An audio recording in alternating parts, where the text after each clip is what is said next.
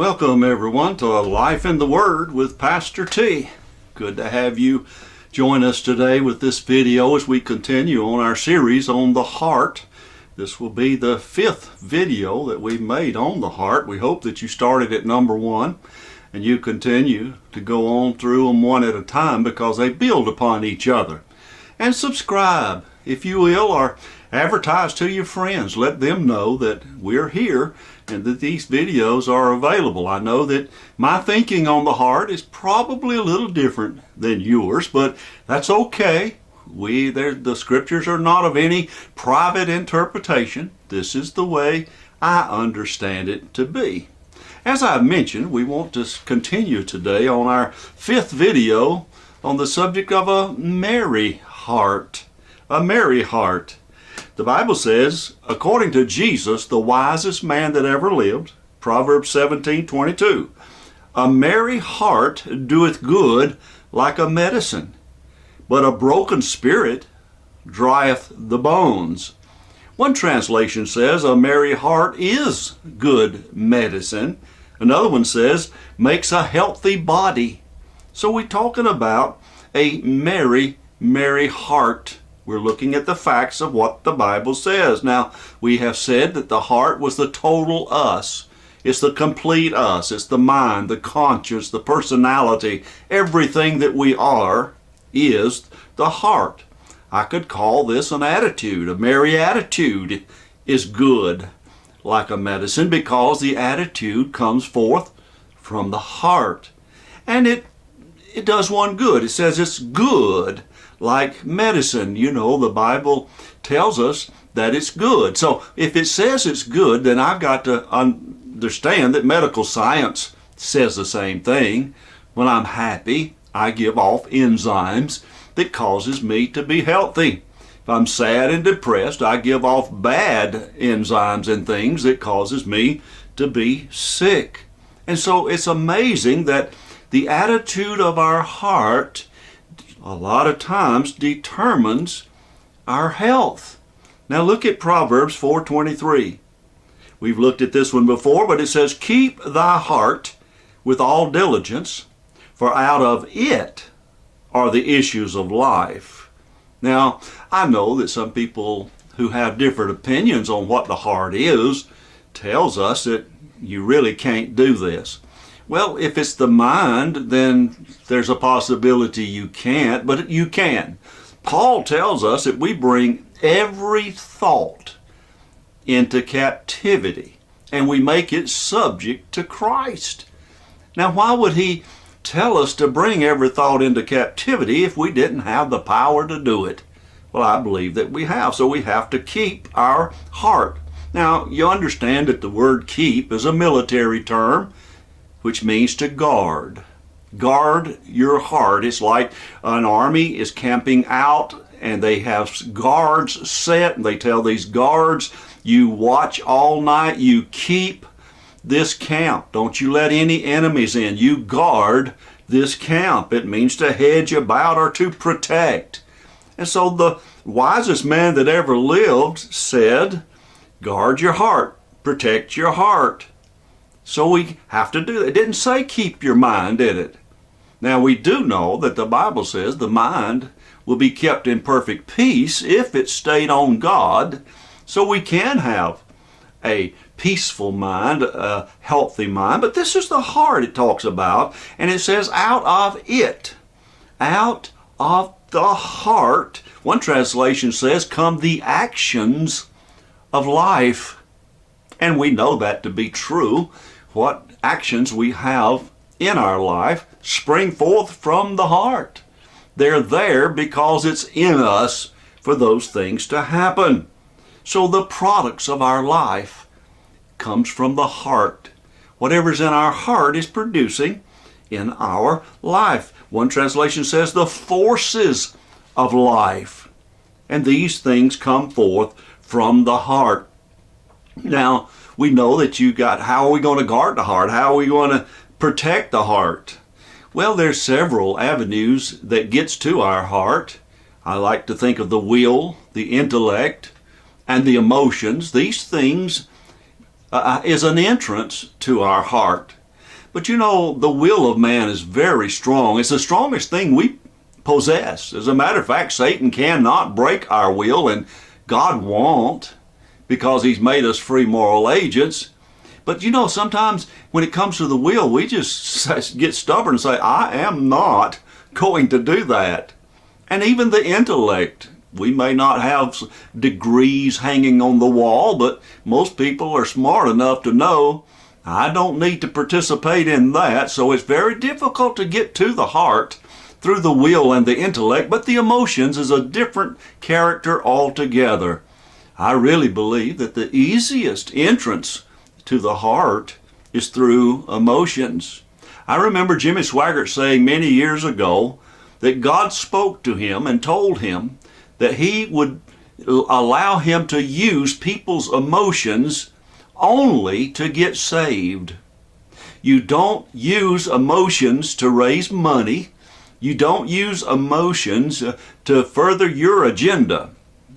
According to what God told Swaggart, and I believe it, that yes, it is, emotions is the easiest way into the heart, and with the heart man believes, and so to use it in that sense would not be harmful. But how many people use emotions for their own gain, for money? They put up all type of pictures, pitiful pictures, they really are, but they're trying to use people's emotions and trying to get into people's heart the wrong way. We have to understand that. And music is one of the easiest things to open up the heart. It's just something about music that opens our mind and opens our heart, and those words get in there and go to working around and around. Now, the writer said, a merry heart doeth good like medicine. So I have to understand that according to the Bible, medicine must be okay. It must be good, because that's what the writer said, doeth good like a medicine. So what does medicine do? Well, we know medicine heals us. It restores health. It can restore strength. It can actually return us to normal. It destroys disease, stops viruses and bacteria, relieves pain. That's what medicine will do. And the Bible says, a merry heart doeth good like that medicine. So if the medicine will do all of these things, a merry heart will also do all of these things. The things that are happening around us are only the reflection of the things that's going on the inside of us. If on the outside I am happy, then I've got joy on the inside.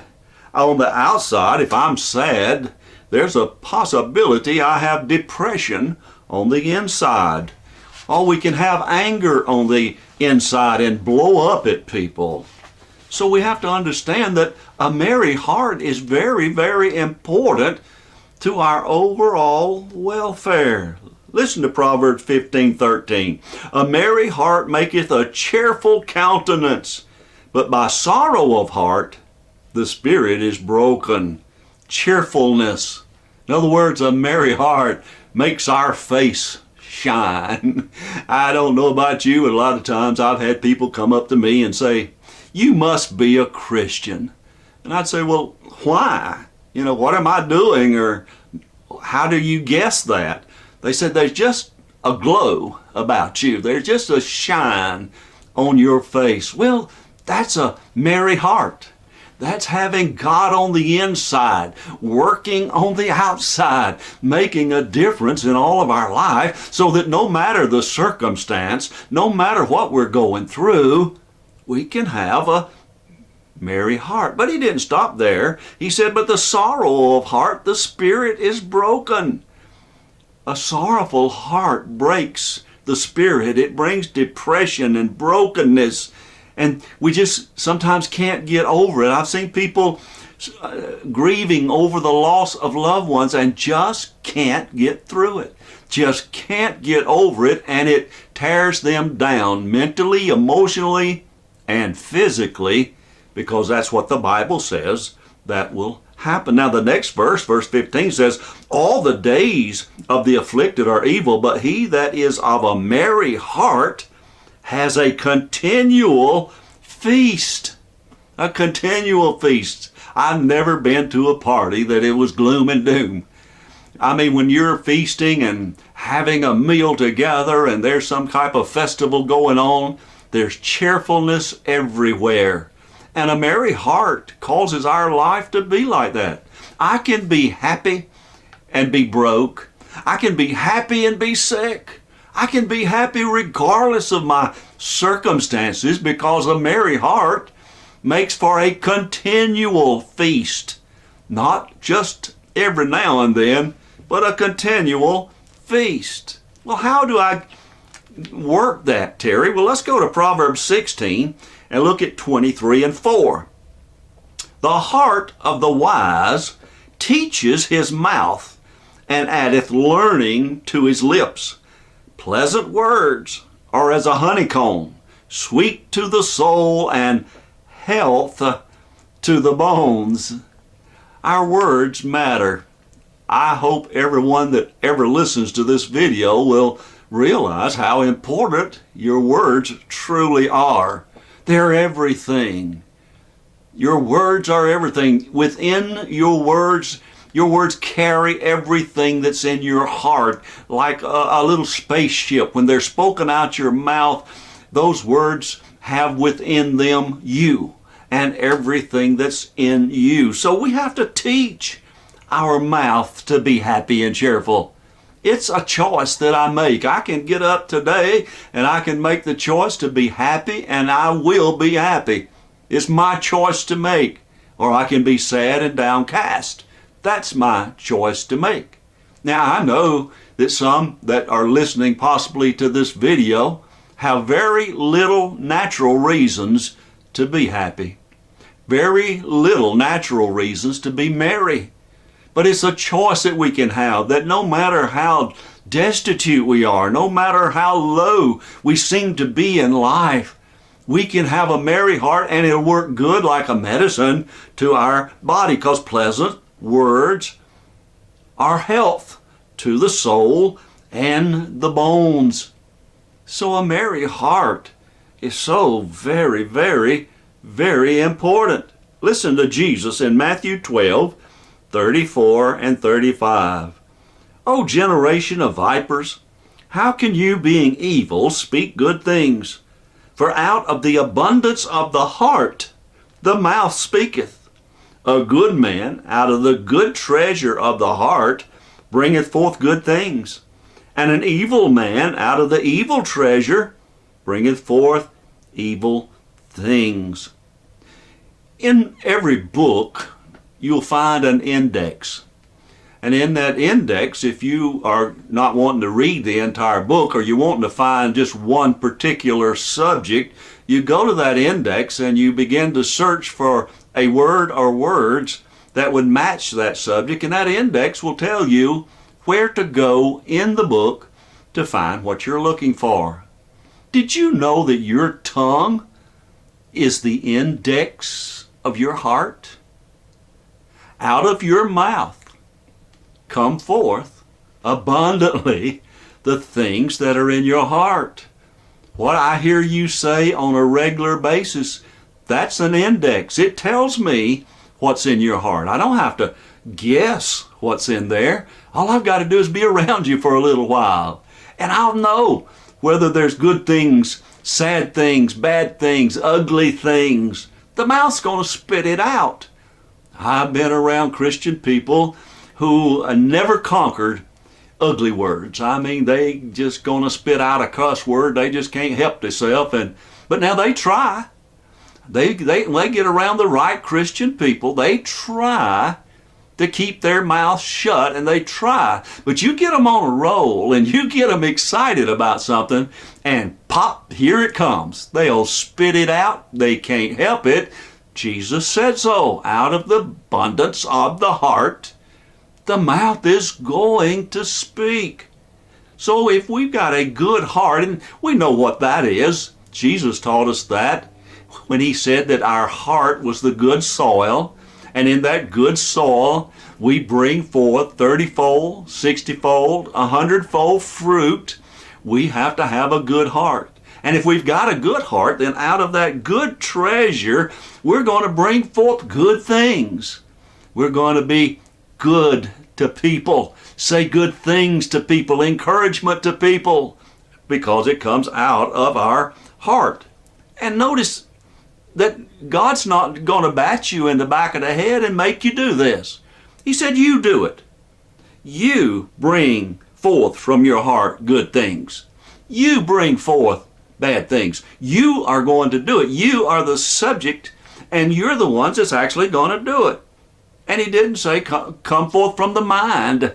Oh, the mind is packed. Depending upon experience and level of education, the mind is, it's a library all of its own with all the information that's stored there. But he didn't say that we bring it forth from the mind. It says we bring forth from the heart. So a merry heart is so very important because we want that to exude on other people. We want them to pick up on this merry heart. So we have good ground and a merry heart. That's why a merry heart is so very important. And let me say again before I stop that it's your choice. You say, but Pastor, you don't know the pain I'm in. But you can still have a merry heart. How many people have ever been in the hospital in desperate condition? But you go in to visit them and my, they cheer you up because they've got a merry heart in spite of it. I've come up on people who didn't have 2 quarters to rub together. No money, they couldn't do anything, but they were happy and cheerful and shine for Jesus. They just knew that God would make a way for them. So remember what the Bible says by the wisest man Jesus said ever lived, that a merry heart doeth good like medicine. Let's let it be medicine to our health and our body. Well, we'll pick up next time. Next video, I want to talk to you about a tender heart. What does it mean to have a tender heart? And until then, this is Pastor T, Life in the Word, saying God bless you. You have a great day.